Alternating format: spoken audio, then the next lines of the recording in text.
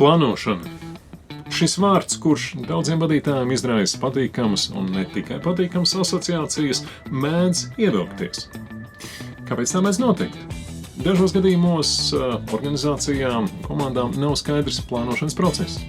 Kas būtu jādara, kādā secībā un kādos soļos? Cita bēda – mērķu sistēmas.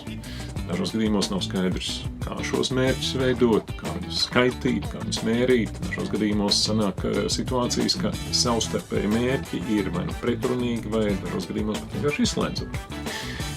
Vēl svarīgs, būtisks punkts ir tas tranzīts no plānošanas procesa uz realizāciju. Kā tas saplānot tādā veidā, lai pēc tam būtu parūcīgi, viegli un uzskatāmi saplānotos darbus arī realizēt. Kādā veidā, lai šo visu tiek galā?